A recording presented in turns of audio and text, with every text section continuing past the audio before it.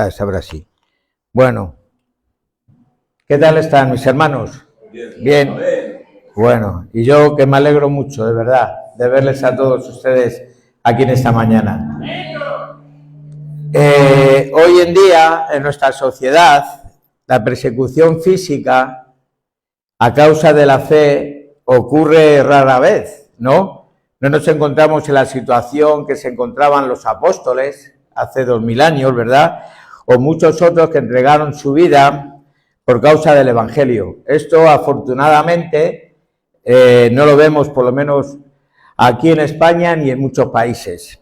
Sin embargo, sí hay una persecución y es en el tema político, ¿verdad? Está empezando una persecución en contra de la fe cristiana. Y ustedes saben de lo que estamos hablando. No es un secreto lo que voy a decir hoy, ¿no?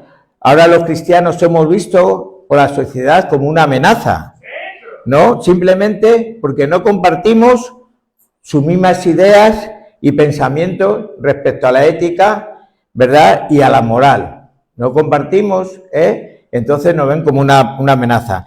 Entonces no estamos siendo perseguidos como nuestros antepasados, pero sí estamos siendo perseguidos de otras formas, ¿verdad? Muchas veces la persecución que tenemos los cristianos viene por parte de un ser cercano, de un hermano, de un familiar, ¿no? Amigo, como le ocurrió al mismísimo Jesús. Los mayores oponentes de Jesús, ¿sabéis quiénes fueron? La clase religiosa más estricta, los fariseos y los escribas. Ellos fueron sus mayores opositores. Y como si fuera poco, hay un salmo que dice, el Salmo 41:9, dice: aún hasta mi mejor amigo, en quien yo confiaba y que compartía el pan conmigo, me ha puesto la zancadilla. El salmista está mostrando aquí el maltrato que recibía en el mundo por parte de sus amigos, de las personas que comían con él el pan. Estas personas eran sus íntimos, sus confidentes, ¿verdad? Y también la gente que él confiaba, porque estaban cerca de él, comían con él. Y dicen que esas personas que comían con él, esas personas tan cercanas a él, dice que le ponían la zancadilla. Y bueno, esta figura también la podemos ver en la última cena. ¿Con quién? Con Jesús también, pero también con Judas. Judas estaba comiendo con él y vemos cómo luego le traicionó, ¿verdad? O sea que este salmo podemos ver, está muy bien reflejado en esa situación que vivió Jesús con Judas. Así, hermanos, como en Cristo todos nuestros hermanos son el prójimo, en Jesús todos, que estamos en la misma fe, somos prójimos, ¿verdad? Son el prójimo. Fuera de Cristo, la gente que está fuera de Cristo son nuestros enemigos, ¿no? ¿Por qué? Porque no profesan nuestra fe, ¿no? Y los que somos en la misma fe, los que profesamos la fe en Cristo Jesús, somos prójimos y somos hermanos en la fe. Pero los que están fuera de la fe son nuestros enemigos, porque no profesan nuestra fe, ¿verdad? No importa los cercanos que estén a nosotros. Hay veces que incluso nuestro padre, nuestros hermanos, nuestros hijos son nuestros enemigos, porque no profesan nuestra fe, ¿no? Entonces, se presupone que tenemos enemigos. Se presupone que seremos aborrecidos, que seremos ultrajados, ¿no? Que seremos maltratados. Y ¿sabéis una cosa? La gama de maltratos que recibe un cristiano puede ser muy amplia, más de lo que muchas veces nos imaginamos, ¿verdad? Puede ser desde el insulto hasta el aislamiento, ¿verdad? La pérdida de privilegios en puestos de trabajo, en institutos, en colegios, ¿no? El maltrato psicológico, la persecución y hasta el martirio en algunos países, Pero esto no nos tiene que pillar desprevenidos a nosotros como cristianos. No nos tiene que pillar desprevenidos. La Biblia ya nos advierte de ello. Fijaros estos dos versículos. Mateo 5:11. Dice, dichosos, felices, sois vosotros, cuando por mi causa la gente les insulte, les persiga y levante contra ustedes toda clase de calumnias. Dice que tenemos que ser dichosos, que somos felices, que somos bienaventurados, cuando seamos insultados, cuando levanten contra ustedes toda clase de calumnias. Y en el segundo libro a los Corintios, capítulo 12 y versículo 10, decía Pablo, por lo cual, por amor a Cristo, me gozo en las debilidades, en afrentas, en necesidades, en persecuciones, en angustias, porque cuando soy débil, entonces soy fuerte. Entonces vemos aquí, tanto como Jesús en el Sermón del Monte, como Pablo a la iglesia de Corintios, les decía que no debían extrañarse cuando cuando fueran perseguidos, cuando fueran insultados, que no pasa nada. ¿Por qué? Porque eso es una marca de que somos cristianos. Eso es una marca genuina de que estamos en el camino. El mundo aborrece a Jesús. El mundo aborrece a Jesús.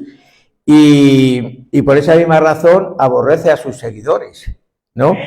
Si tú eres un seguidor de Cristo, no puedas esperar otra cosa que ser aborrecido, que ser perseguido, que ser insultado, ¿verdad? Entonces, la pregunta en esta mañana es, ¿cómo reaccionamos ante tanta hostilidad? Los hombres son más prestos a devolver un agravio que a devolver el bien, ¿verdad? La gratitud es una carga, mientras la venganza es un placer. Yo pienso que aquí, en esta mañana, no hay nadie que piense en la venganza, eso espero, pero sí es verdad que en todos nosotros hay un sentido de justicia que nos mueve intensamente a que el mal sea intensamente castigado y el bien recompensado. ¿O no, mis hermanos? Si somos sinceros, cuando llegamos a estos extremos, nuestras reacciones muchas veces son negativas, tristeza, nos enfadamos, dejamos de hablar, ¿no?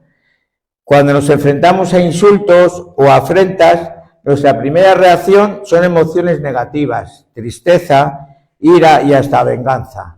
El que me la hace, me la paga.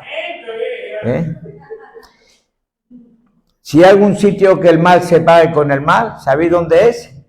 En las películas.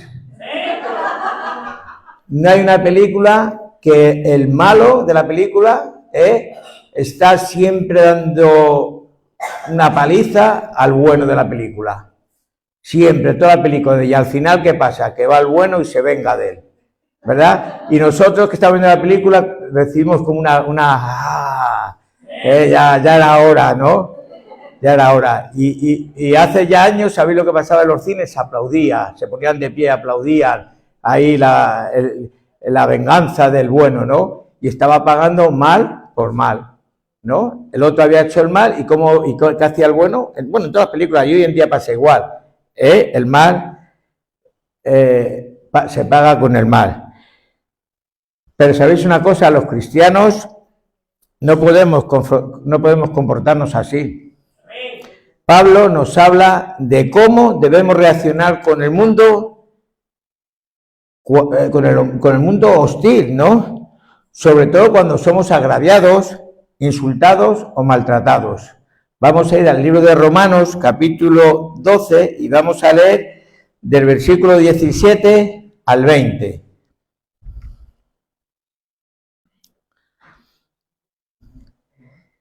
Romanos 12, capítulo 12, versículo del 17 al 21.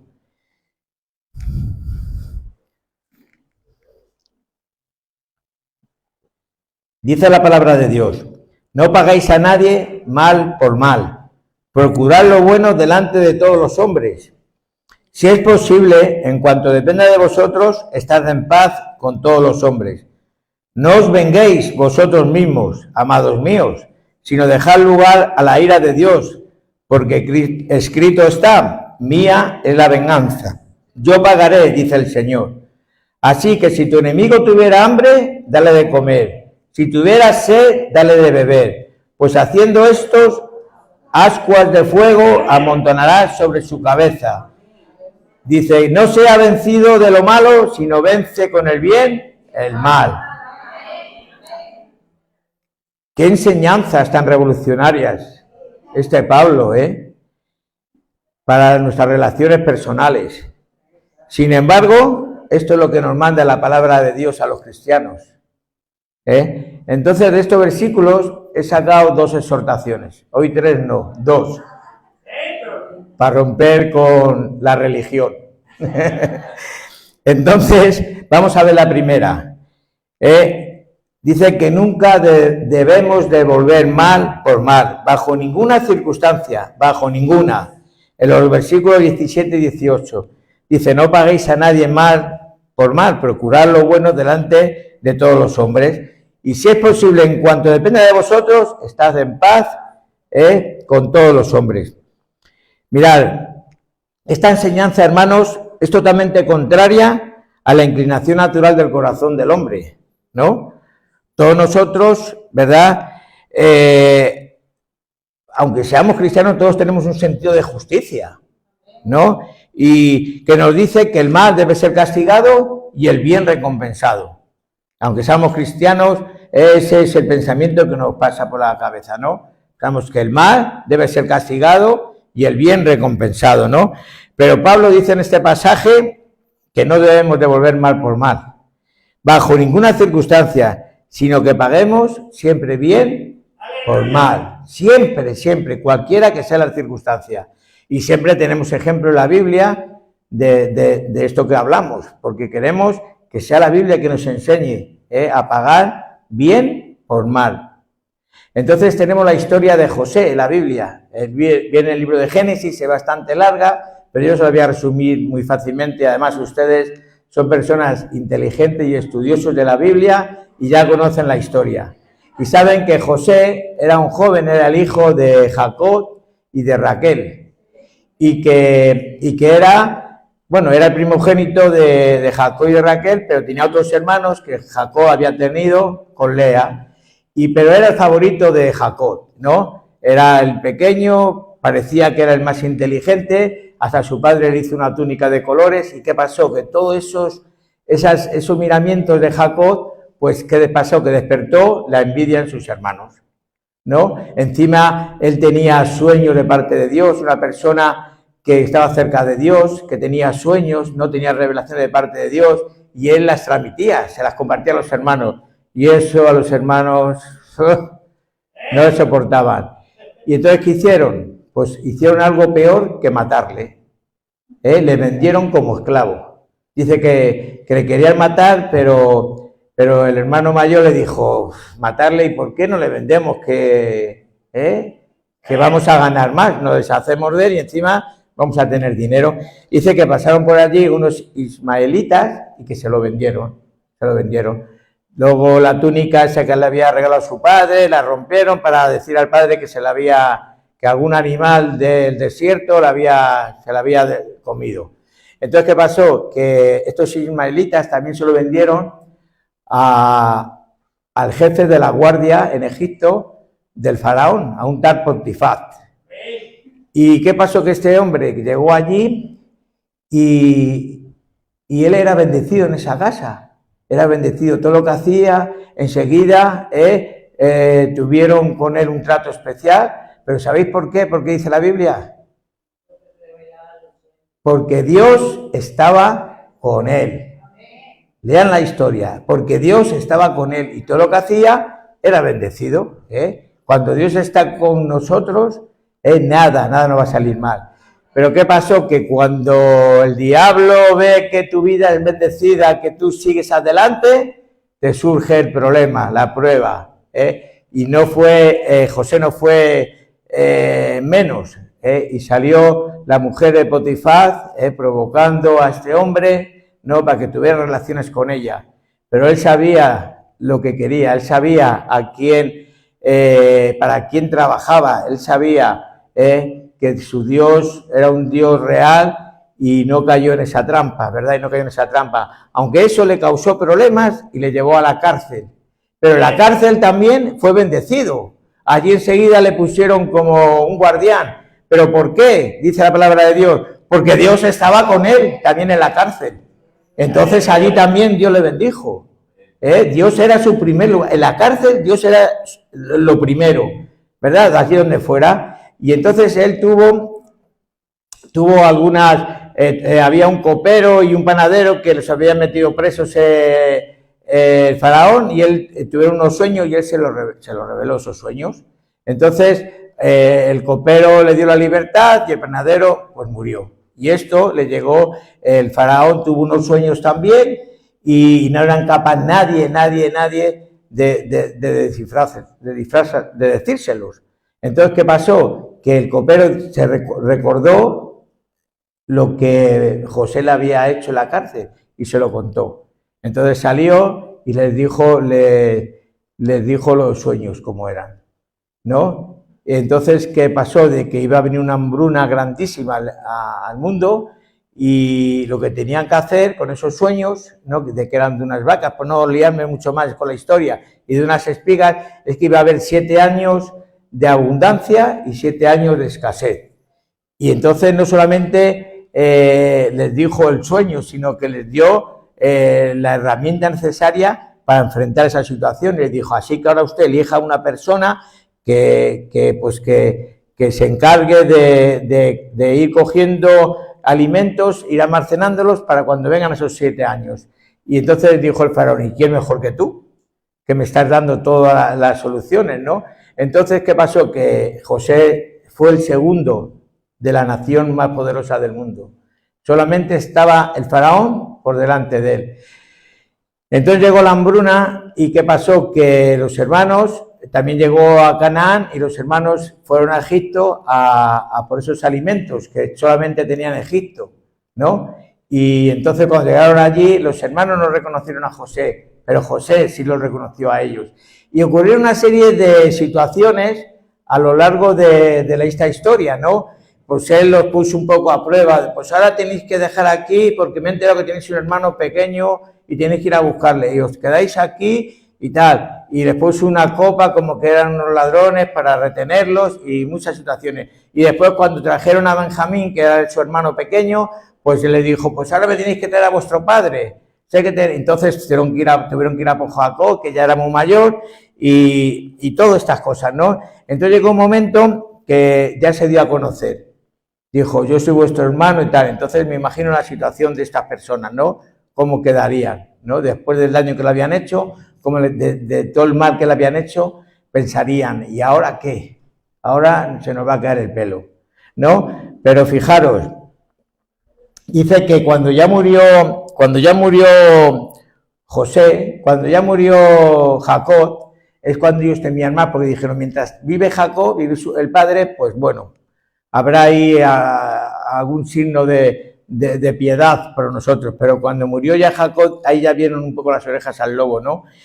Y dice que entonces, dice que David se levantó en el capítulo 24, no, perdón, este no es, estoy buscando algo, estoy leyendo algo que no es. En el capítulo de Génesis, en el capítulo de 50,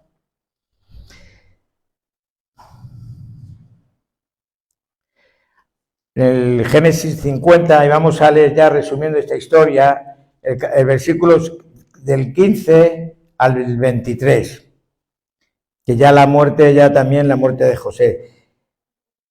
Génesis 50, versículos 15 al 23. Dice la palabra, viendo los hermanos de José que su padre era muerto, dijeron, quizás nos aborrezca José y nos dará el pago de todo el mal que le hicimos. Ellos mismos reconocían, ¿no? Ahora nos va a pagar mal por mal. Y enviaron a decir a José, tu padre mandó antes de su muerte diciendo, así diréis a José, te ruego que perdones ahora la maldad de tus hermanos y sus pecados porque mal te trataron, por tanto, ahora te rogamos que perdones la maldad de los siervos de Dios de tu padre. Y José lloró mientras hablaba.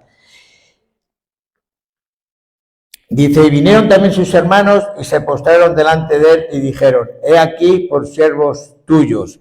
Y ya voy a leer el 19 y el 21, dice, en otra versión dice, no tengas miedo, les contestó José. ¿Puedo acaso tomar el lugar de Dios?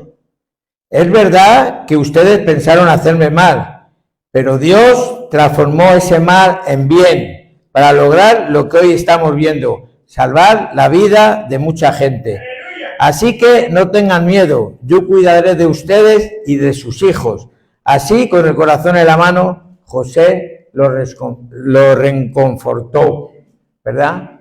Eso es pagar bien por mal. Esa es la enseñanza que Pablo nos está enseñando en nuestros versículos de Romanos.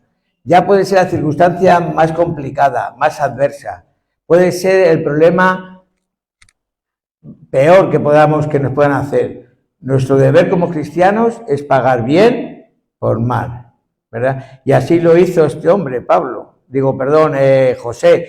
Pero el mejor ejemplo lo tenemos, como siempre, en Jesús.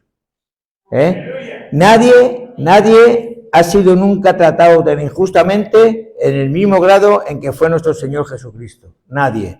Él era sin pecado. Nunca dañó a nadie.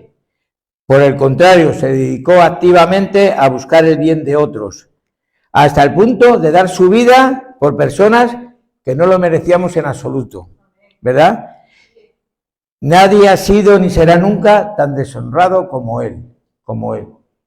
¿Recordáis cuando después de entrar en Jerusalén, aquellos que gritaban, Hosana, Hosana, bendito el que viene en nombre del Señor? Un poquito más adelante, están diciendo al pueblo, ¿a quién queréis que liberemos? ¿A Barrabás o a tal Jesús? Y la gente que decía, a Barrabás.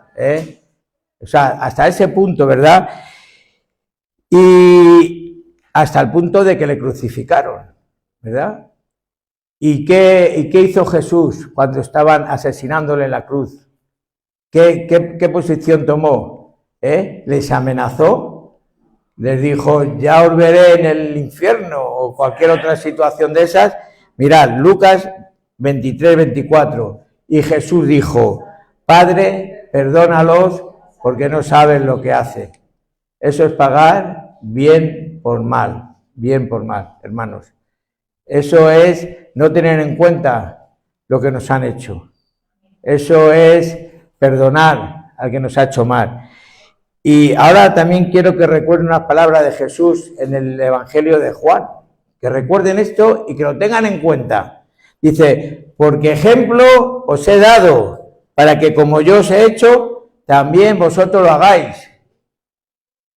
Ejemplo os he dado. No está diciendo Jesús una teoría ni nada, no. Ha sido una práctica, y ha dicho, ahora ejemplo os he dado. Así que tomar ejemplo. Y sabéis una cosa, hubo una persona que tomó ese ejemplo, hubo una persona en la Biblia que tomó eso, que se dio cuenta de esa lección, de esa enseñanza, y él lo puso en práctica.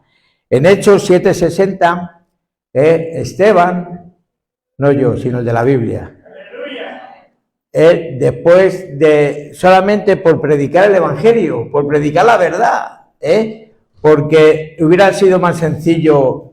Yo cuando leo la historia de Esteban, digo, si él hubiera dicho en el sermón ese que dio, en esa predicación, él hubiera dicho, Jesús se os ama, acercaros a él, Jesús es amor. Seguro que no lo hubieran apedreado, pero ¿qué pasó? Que les dijo, tenéis que arrepentiros, tenéis que cambiar de vida, sois unos pecadores. Entonces la verdad ofende, y se sintieron tan ofendidos que le apedrearon hasta matarle, ¿no? Y ya en el último versículo de este capítulo 7 dice que ya puesto de rodillas, agonizando, Esteban dice que clamó a gran voz y dijo, Señor, no le tomes en cuenta este pecado. ¿Qué actitud, hermanos? Este hombre, Esteban, hizo caso de esa advertencia de Jesús, hizo caso del ejemplo que nos dio Jesús en la cruz y lo puso en práctica. Ahora, ¿y nosotros qué vamos a hacer ante estas situaciones que se nos presentan? Porque se nos van a presentar. porque estamos siendo perseguidos por nuestra fe. Estamos siendo maltratados muchas veces injustamente, ¿no? ¿Vamos a pagar mal por mal o vamos a pagar bien por mal? ¿O vamos a tener el ejemplo de Jesús? ¿No? Ahora también yo entiendo que esto es muy fácil de decir, de predicar, pero muy difícil de hacer, ¿no? ¿Cómo nosotros podemos impedir que nuestro corazón no se llene de amargura, de resentimiento cuando alguien nos maltrate? ¿Verdad? ¿Cómo debemos pagar bien por mal cuando alguien nos insulte o nos injurie? ¿Cómo? ¿Verdad? En primer lugar, hermanos, recuerden el Evangelio. Recuerden el amor que Dios ha tenido con todos nosotros, ¿verdad? Recuerden todo lo que ha hecho Dios por nosotros, para rescatarnos de nuestros pecados, para reconciliarnos con Él. Nunca existirá un ser humano que peque contra nosotros más de lo que nosotros hemos pecado contra Dios. Nunca, por mucho que nos hagan, ¿verdad? Y Él Dios decidió amarnos, pese a lo que éramos, ¿verdad? Tener misericordia de nosotros, aun cuando éramos pecadores y enemigos, aun cuando no lo merecíamos, ¿no?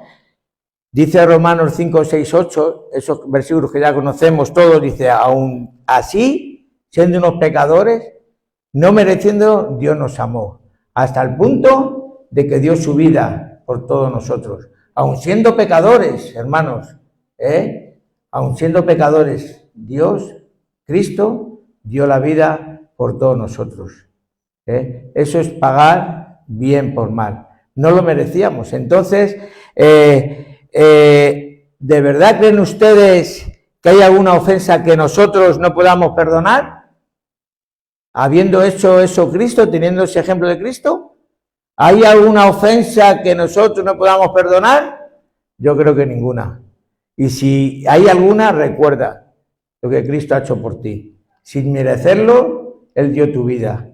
Hoy estamos aquí, todos nosotros, porque Cristo dio su vida por todos nosotros. Porque nosotros estamos muertos en delitos y pecados. Estamos fuera de la gloria de Dios. Y Él dio su vida para que todos nosotros fuéramos salvos. Así que, hermanos, de verdad que ninguna ofensa es tan grande que no podamos perdonarla. Ninguna. Y esta es la primera exhortación que nos hace Pablo. Paguen bien por mal, no al revés. La segunda, en el versículo 19,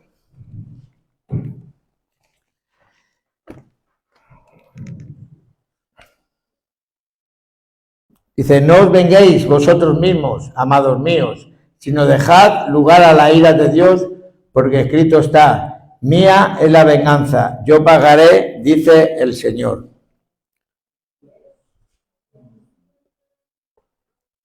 Mirad, nos sentimos mal cuando el malhechor se sale con la suya, ¿no? Y eso se agrava cuando nosotros somos los agraviados, ¿no? Queremos que la justicia prevalezca por encima de todo, que quien nos ha hecho mal lo pague. Eso sería lo justo, lo razonable. Pero esta no es la fórmula que nos enseñan las Sagradas Escrituras, ¿no? Pablo dice que la venganza pertenece al Señor. Él se encargará en su momento de que cada uno reciba lo que merece. Dice, mía es la venganza, yo pagaré, dice el Señor. Él se encargará de la venganza y nuestro sentido de justicia quedará plenamente satisfecho si verdaderamente creemos en Dios y creemos en sus promesas. No tenemos que tomar la justicia en nuestras propias manos, hermanos. No. Dios nos dice que debemos descansar tranquilos, sabiendo que Él se encargará del asunto. Hay algunas razones que apunto aquí por las cuales no debemos vengarnos. Primero, una es porque Dios ya lo está haciendo. Si Dios ha dicho, dejad lugar a la ira de Dios, no te preocupes, déjalo, ¿no? Si nosotros no vengamos, ¿qué pasa? ¿Que estamos desconfiando de Dios? No creemos en sus promesas. Si Dios nos ha dicho que Él va a ser el que va a tomar venganza. Entonces nosotros, si actuamos, estamos desconfiando de él, no confiamos en sus promesas. No le damos oportunidades a Dios cuando tomamos el asunto en nuestras propias manos, ¿no? Mirad, ¿sabéis por qué Dios dice que Él es el que va, que es suya la venganza? ¿Sabéis por qué? Mirad, porque si nosotros fuéramos los que tomáramos la venganza, ¿cuál sería nuestra venganza?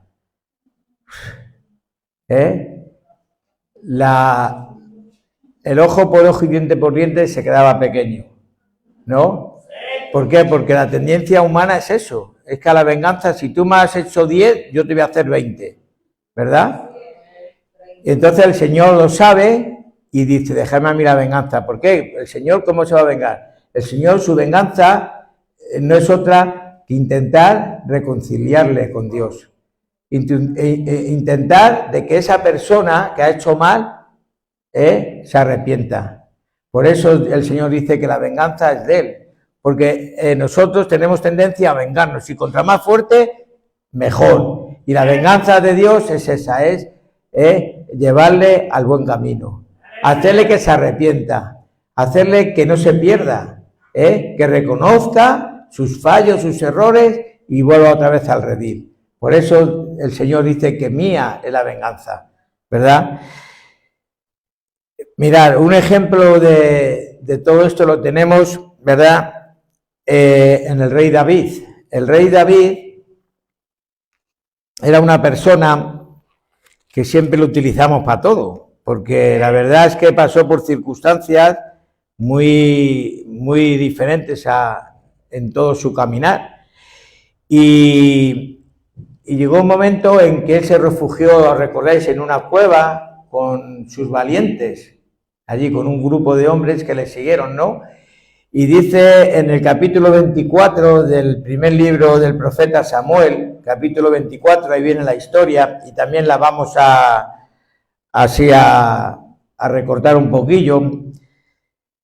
Dice que el rey Saúl perseguía a David, le perseguía porque le quería matar. ¿Por qué? Porque le tenía envidia. Cuidadito con la envidia, hermanos, cuidadito. ¿Recordáis la historia de José? ¿Por qué vino todo? Por la envidia. Aquí Saúl perseguía a David porque le tenía envidia, ¿verdad? David había sido, Dios le dio un plan, Dios le dio un ministerio de gobernar al pueblo de Israel, y él no fue fiel con ese llamado, ¿no? Entonces Dios se lo quitó y se lo dio a David, y ahí surgió la envidia, ¿no? Y la culpa de todo la tuvo Saúl, porque él no fue fiel a ese ministerio que Dios le había dado. Entonces dice que Saúl perseguía a David para matarle, ¿no? Y dice que llegó a esa cueva, que Saúl llegó a esa cueva. Iban por el desierto de Engandí, y que allí, claro, por el desierto me imagino que tendría mucho calor, ¿no? Y se metió en la cueva donde hacía más fresquito. Dice la palabra de Dios que a descansar de los pies. Entonces, ¿qué pasó? Que cuando se metió en la cueva, allí estaba David con sus valientes. Y los hombres de David fueron los que le instigaron a David. David, ahí tienes a Saúl. Ves ahora y véngate de él. ¿Y qué hizo David? Dice que fue por detrás y le cortó un trozo de su capa. Y le dejó y dijo, ¿quién soy yo? ¿Quién soy yo para meterme con el ungido de Dios, con el que Dios ha puesto como rey, ¿no? Y esto es una gran enseñanza primero, hermanos, porque nosotros tenemos que respetar a los gobernantes, aunque no nos gusten, aunque seamos perseguidos por ellos, tenemos que respetar y tenemos que orar, porque lo dice la palabra de Dios. Hay que orar, aunque no sean de nuestro color, aunque no sean los mejores, ¿sabes? Podemos orar por ellos para que Dios toque su corazón, para que Dios se utilice a personas, para que Dios ponga ángeles a su alrededor que les guíe por el camino, ¿no? Y David eso lo tenía bien asumido. Y lo primero que dijo, ¿quién soy yo para tocar al ungido del Señor, verdad? Y entonces, ¿qué pasó? Que llegó un momento en que Saúl salió de esa cueva y entonces en el versículo 8 dice que también David se levantó después y saliendo de la cueva dio voces detrás de Saúl diciendo: mi señor el rey. Y cuando Saúl miró hacia atrás, David inclinó su rostro a tierra e hizo reverencia. Y dijo David a Saúl: ¿por qué oyes las palabras de los que dicen: mira que David procura tu mal? He aquí, han visto hoy tus ojos como Jehová te ha puesto hoy en mis manos en la cueva, y me dijeron que te matase, pero te perdoné, porque dije: no extenderé mi mano contra mi señor, porque es el ungido de Jehová. Y mira, Padre mío, mira la orilla de tu manto en mi mano, porque yo corté la orilla de tu manto y no te maté. Conoce pues y ve que no hay mal ni traición en mi mano, ni he pecado contra ti. Sin embargo, tú andas a caza de mi vida para quitármela. Juzgue Jehová entre tú y yo, y véngueme de ti Jehová, porque mi mano no será contra ti. Como dice el proverbio de los antiguos: de los impios saldrá la impiedad, así que mi mano no será contra ti. ¿Tras quién ha salido el rey de Israel? ¿A quién persigue? ¿A un perro muerto o a una pulga? Dice Jehová: pues será juez, y él juzgará entre tú y yo. Él vea y sustente mi causa, y me defienda de tu mano. Y aconteció que cuando David se acabó de decir estas palabras a Saúl dijo: ¿no es esta la voz tuya, hijo mío David? Y alzó su voz y lloró. Y dijo a David: más justo eres tú que yo, que me has pagado con bien, habiéndote yo pagado con mal. Él dejó a Dios la venganza. Él no se quiso vengar, lo tuvo. Y también algo que me había pasado por alto, aparte de respetar a la persona puesta por Dios, el testimonio que dio a sus hombres.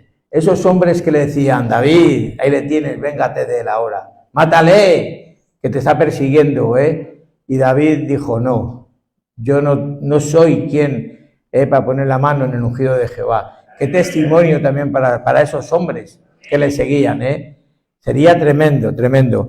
Entonces, estaba diciendo que la justicia la haría el Señor.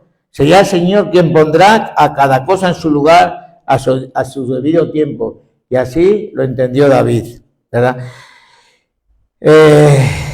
Si seguimos leyendo en Romanos,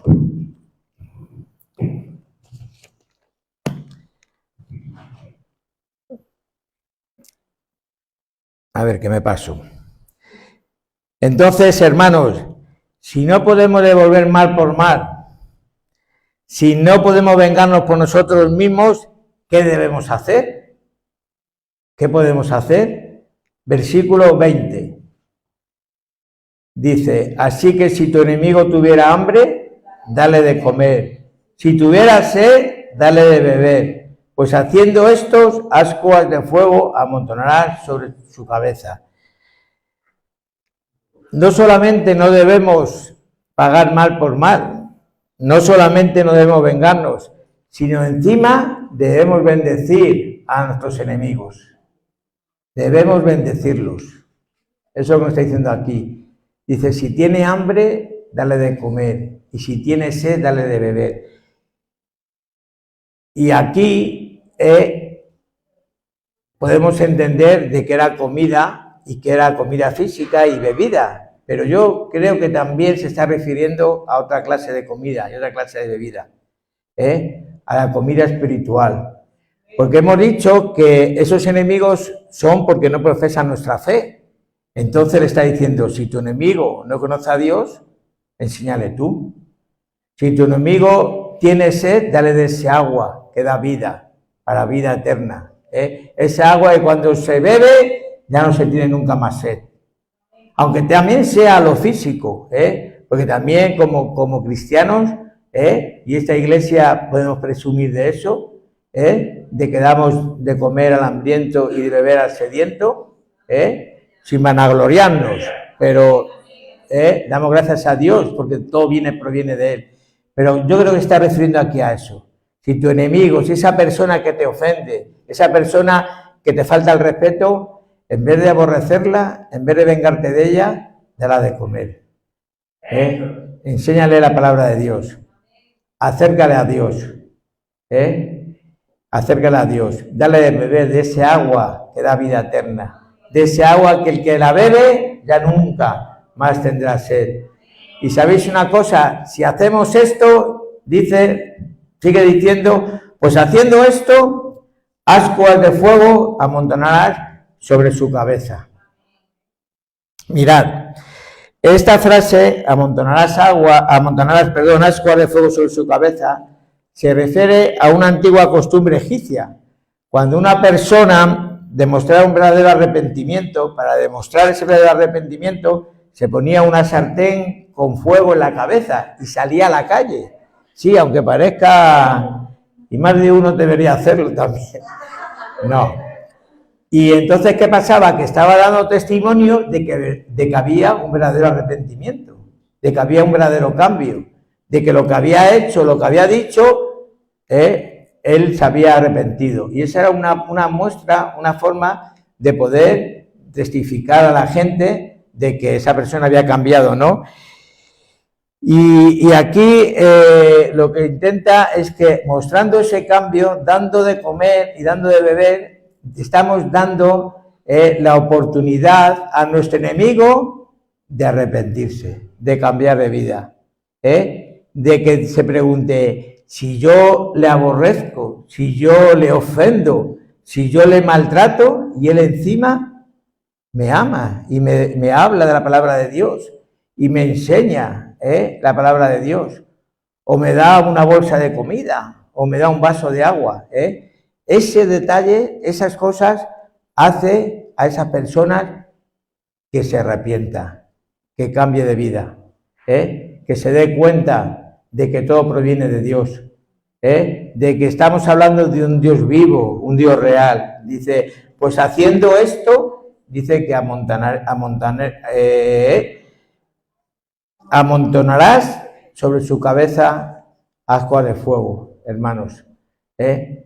Así que no perdamos la oportunidad de hacer el bien al que nos haga mal. No pasa nada, ¿no? Y ya el versículo 21 terminamos y dice, no se ha vencido de lo malo, sino vence con el bien el mal, ¿verdad? En otras palabras, hermanos, el mal no se vence con el mal. Imposible. Sería absurdo, porque si nosotros queremos vencer el mal con el mal, ¿qué pasaría? Que nos pondríamos a la misma altura, estaríamos haciendo lo mismo, ¿no? Estaríamos haciendo lo mismo. Hoy, hablando también de películas, está de moda todo lo malo. Ahora en una película, el narco es el bueno de la película. El que está vendiendo droga es el bueno, ¿verdad?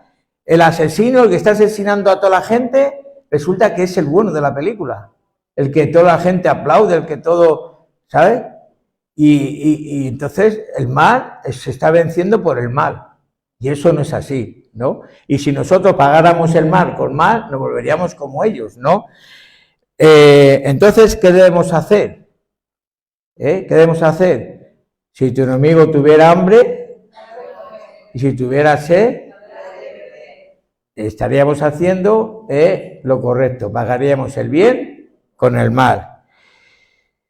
Si hacemos bien esto, a cambio, ¿verdad?, mostramos que nuestra bondad ha triunfado sobre su maldad,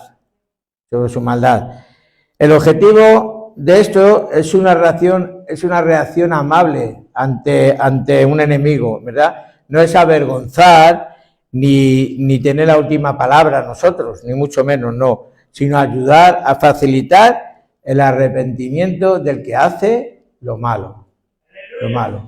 Entonces, hermanos, la enseñanza de esta mañana, como veis, es muy básica, muy sencilla. No hace falta grandes doctrinas, ¿verdad? Son deberes cristianos que tenemos que tener en cuenta, porque ¿sabéis por qué, si esto lo llevamos a cabo, es bueno?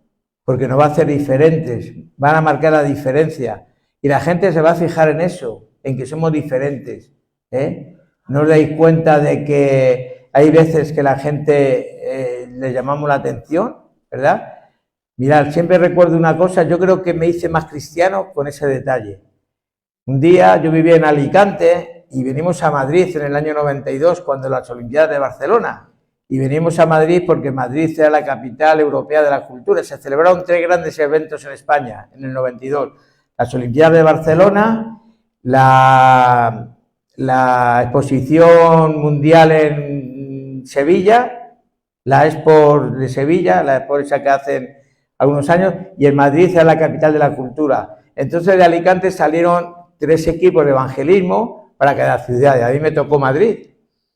Y entonces fui a la primera vez, yo no llevo muchos años en el Evangelio, y entramos en una papelería, en una librería cristiana. Y entonces yo entré y no había nadie, y empezamos a mirar los libros, y a mí me llamaba mucho la atención tantos libros cristianos, ¿no? Nunca había visto tantos libros cristianos y me llamó la atención. Y entonces se acercó un hombre a nosotros, y lo primero que le dije, nosotros somos cristianos, porque digo, este está pensando que venimos a robar. Y dije, somos cristianos. Y ese hombre, ¿sabéis lo que me dijo? Me dijo, tranquilos, se os ve en vuestro rostro. Y dije, eso de verdad, me dio un subidón, ¿sabes? Dije, Dios está haciendo algo en mi vida.